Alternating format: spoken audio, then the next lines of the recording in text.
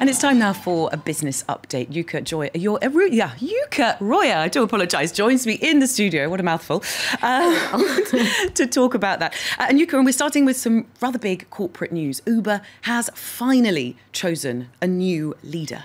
That's right. His name is Dara Khosrowshahi. He's the CEO of travel company Expedia, and he's been chosen as the new head of the ride-sharing company Uber. Uber's board has been at loggerheads for weeks over who should succeed Travis Kalanick, the founder of the firm, who was forced to step down as CEO back in June. The new CEO faces an uphill battle to improve the company's image after it's been tarnished by a series of scandals. Anka Ulia has more. A surprising pick to navigate Uber out of a nearly year-long crisis. The company's board went with lesser-known choice Dara Khosrowshahi for the role of chief executive, picking him over Meg Whitman from Hewlett-Packard and Jeff Immelt of General Electric.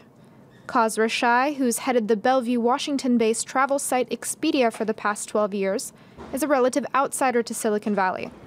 The Iranian-American faces the monumental challenge of transforming the image of the most valuable startup to come out of Silicon Valley in the past decade. Morale at Uber has hit rock bottom after months of controversy, including reports of widespread discrimination and sexual harassment, lawsuits, and the brutal ousting of Khosrowshahi's predecessor and co-founder of Uber, Travis Kalanick, in June. The company also faces increased competition from rivals like Lyft. Luckily, Khosrowshahi is a skilled dealmaker with a strong track record of driving growth while also delivering profits. Under his leadership, Expedia more than doubled its annual revenue since 2012, reaching nearly $8.8 billion in 2016.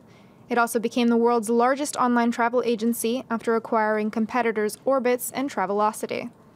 His first tasks as CEO would be filling a host of executive vacancies, including Chief Financial Officer, Chief Operating Officer, and General Counsel.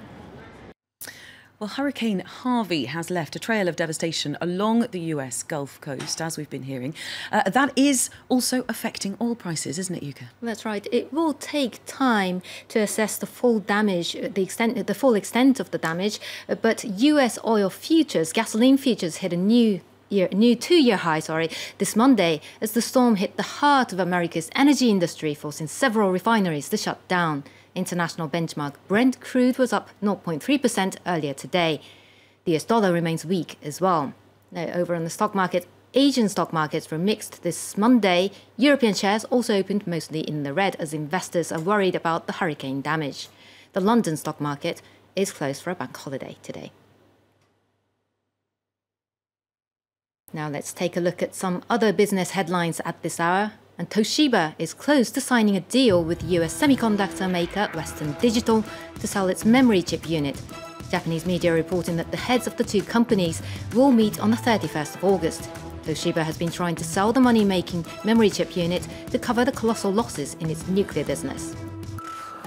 Tuna fishing countries gathered in South Korea looking to reach an agreement on the conservation of the species.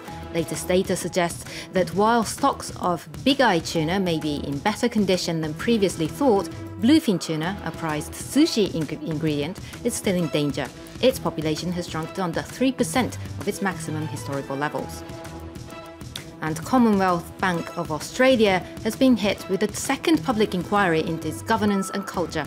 The bank is accused of massive breaches of anti-money laundering and counter-terrorism rules, and is facing the possibility of the biggest class action lawsuit in Australian history. The money laundering allegations come after Australia's biggest bank was marred by a series of scandals over poor financial planning advice and insurance payouts. And one last one from you, Yuka. People are becoming increasingly fussy, it would seem, over what their pets should eat. That's right, not what they eat, but what their pets should eat. More and more pet owners want their companions to eat as well as they do, and they're looking for healthier foods. Manufacturers have been quick to catch up with the trend, offering healthier dog meat that are low in fat and high in protein, made from the same quality human meat that humans would eat. This pet shop in California, as you can see, sells a wide variety of them, including camel and goat. The millennials, people in their 20s and early 30s, are driving the trend. The pet food industry is a growing market, and is expected to be worth $100 billion by the end of the decade. My goodness, so we could see our pets eating better food than us. We could see our pets having even better food than we do, couldn't we? That could happen soon. Yeah, well, let's hope.